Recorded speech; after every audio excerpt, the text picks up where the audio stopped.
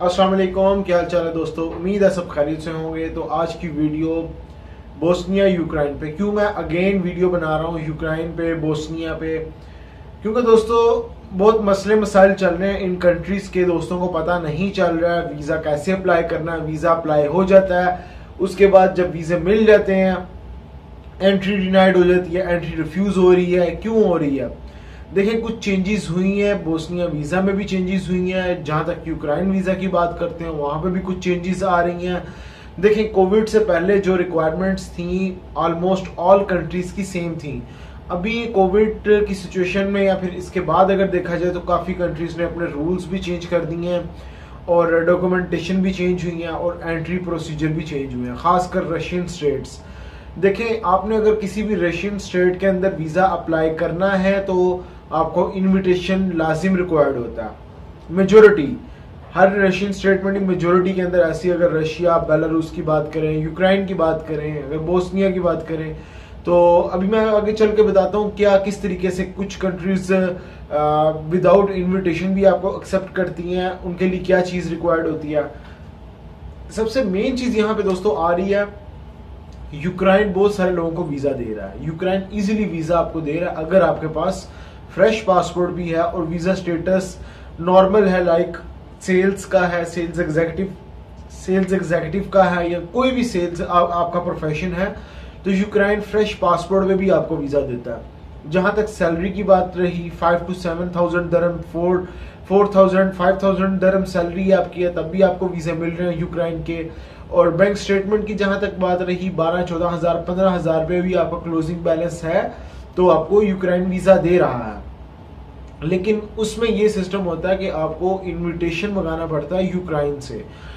अब इनविटेशन की जहां तक बात रही दोस्तों, ये मेन आपको जो वीज़ा बेस करता है वो इनविटेशन पे है। वो ऑनलाइन भी आप मंगवा सकते हो, लेकिन अगर आपने ऑनलाइन मंगवा लिया और आगे से अब पता नहीं वो किस ट्रैवल एजेंसी के थ्रू आप मंगा रहे हो जो यूक्रेन में बैठी हुई है, उस कौन ऐसी एजेंसी है जो आपको वीज़ा भेज रही है, तो अक्सर वीज़ा रिफ्यूज भी हो जाते हैं।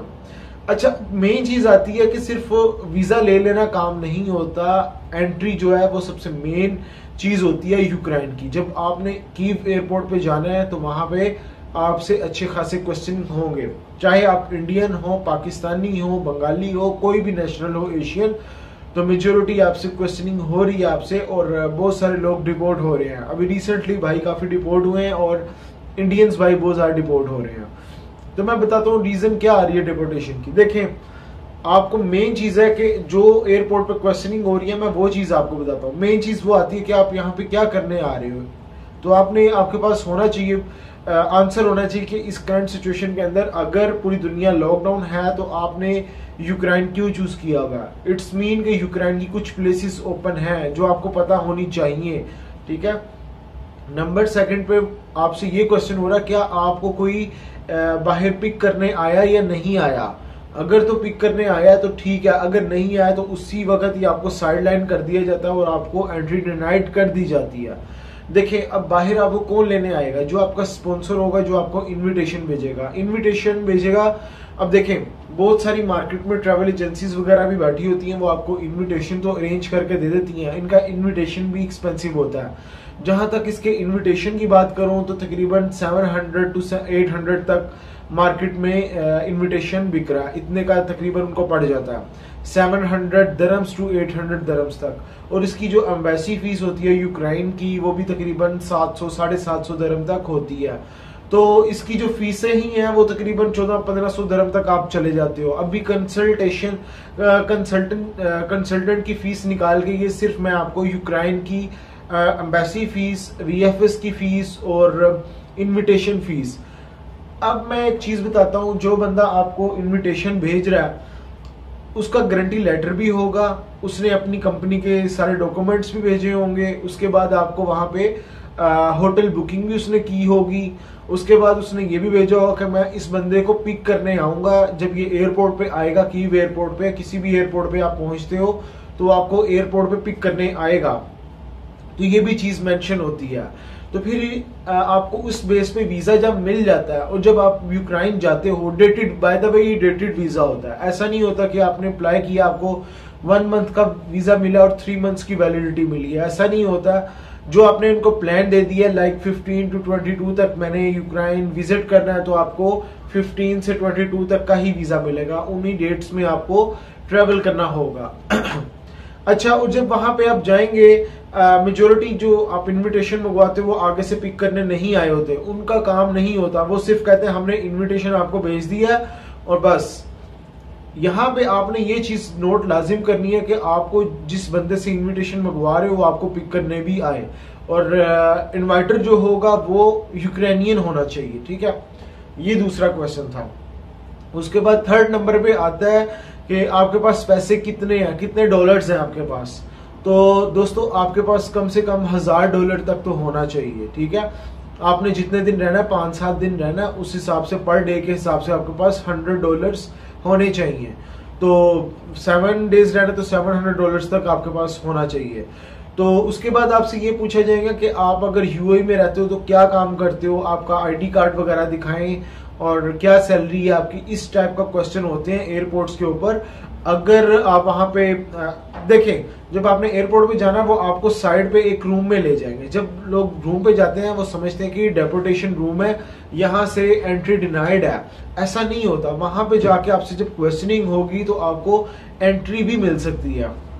अब वहां पे एयरपोर्ट के ऊपर लैंग्वेज बैरियर बहुत ज्यादा। अगर आपको इंग्लिश नहीं आती तो दोस्तों आप फंस गए उस एयरपोर्ट के ऊपर।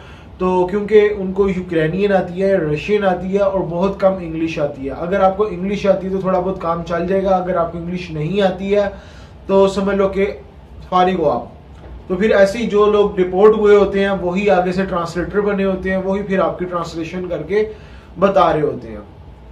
अच्छा, अब सेकंड चीज ये होती है जब आप डिपोर्ट होते हो आपको वो लास्ट डेस्टिनेशन के ऊपर सेंड करते हैं जहां से आप आए होते हो। लाइक अगर आप पाकिस्तान से दुबई आए हो और दुबई से आगे यूक्रेन गए हो, वो आपको डायरेक्ट पाकिस्तान डिपोर्ट नहीं करेंगे, वो आपको इधर दुबई में डिपोर्ट करेंगे। और पासपोर्ट वो होल्ड करके रखेंगे, आपके हाथ में पासपोर्ट भी नहीं देंगे। पासपोर्ट आपको कराची या फिर लाहौर जिस भी एयरपोर्ट से आप आए हो, जब वहां पे पहुंच जाओगे देन आपको पासपोर्ट वो देंगे। ये सिस्टम होता है। और आपको एक पेपर दिया जाएगा, उसके ऊपर सिग्नेचर करवा लिए जाएंगे, ठीक है। और इस सिचुएशन में आपसे एक क्वेश्चन ये भी हो सकता है कि अभी तो जैसा कि यूक्रेन पूरा बंद है कोविड की सिचुएशन में, आपने कौन सी प्लेसेस विजिट करनी है, आप यहाँ पे क्या विजिटिंग के लिए आ गए हो, ठीक है। तो आप यहाँ पे ये कह सकते हो कि मैं अपने किसी फ्रेंड से मिलने आया हूँ जो बाहर, उसको पिक करने के लिए आया, ठीक है। एज अ विजिटर बन के आप कह सकते हो उनको। खैर ये एक अलग टॉपिक है, विजिटर और टूरिस्ट वीजा वाला, वो एक अलग टॉपिक है।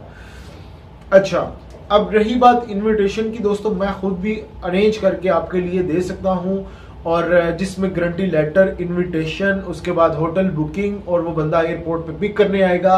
बाय द वे ये आप इन्वाइटर को कॉल भी करते हैं, खासकर एम्बेसीज भी कभी कभार कॉल कर लेती हैं। और जब आप एयरपोर्ट में पहुंचते हो तो वो बंदा बाहर खड़ा होता है, उसको कॉल करके पूछते हैं कि ये बंदे को आप लेने आए हो या नहीं, इसको एंट्री दें। इस तरीके से वो क्वेश्चनिंग उनसे करते हैं। तो मैं भी अरेंज करके दे सकता हूँ। ये उस्मान भाई का व्हाट्सएप नंबर है। बाय द वे आप मेरे डायरेक्ट ऑफिस में भी आ सकते हो, मेरे ऑफिस में आकर डायरेक्ट मुझे मिल सकते हो। नीचे डिस्क्रिप्शन में मेरे ऑफिस का भी एड्रेस मिल जाएगा। अब रही बात बोस्निया की, बोस्निया जहाँ की बात, बोस्निया ने भी कुछ रूल्स चेंज किए हैं। बोस्निया पहले आप जाते थे और जाके अबू धाबी में डायरेक्ट पासपोर्ट सबमिट करवा देते थे without any paid hotel voucher और विदाउट एनी इनविटेशन। अभी राइट नाउ उनकी सिचुएशन थोड़ी चेंज हुई है और पेड होटल वाउचर लाजिम चाहिए होता है, उसके बगैर एक्सेप्ट नहीं कर रहे हैं। और सेकंड चीज ये कि आपके पास कंपनी का जो लेटर हेड होगा उसके ऊपर कंपनी का नाम लिखा होगा, तो आपकी कंपनी में भी कॉल करेंगे। जो रिसेप्शन में बंदा बैठा होगा वो आपकी कंपनी कॉल करके पूछेगा ये सिग्नेचर किसने की है, क्या आप उसको छुट्टी दे रहे हो, ये बंदा अकेला जा रहा है किसी के साथ जा रहा है। इस तरीके से बोस्निया एम्बेसी वाले आजकल कर रहे हैं। और नंबर 3 के ऊपर वो पासपोर्ट भी होल्ड कर रहे हैं और तकरीबन 20 से 25 दिन का टाइम लग रहा है। ये अपने ज़हन में रखें। अगर उन्होंने पासपोर्ट आपका रख लिया तो समझो आपका 95%, 98% आपको वीजा वो दे रहे हैं, ठीक है। अगर उन्होंने एक्सेप्ट कर लिया आपके डॉक्यूमेंट्स, पहली बात है वो अगर उनको डॉक्यूमेंट्स में थोड़ी कमी लग रही हुई वो डॉक्यूमेंट्स एक्सेप्ट नहीं करेंगे।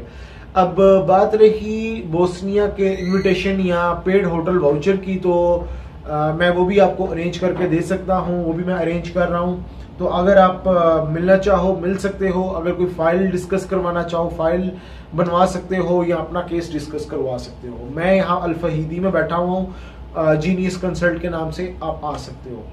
तो दोस्तों नेक्स्ट वीडियो में मिलेंगे नए टॉपिक पे। ख्याल रखें अपना, टेक केयर, अल्लाह हाफिज़।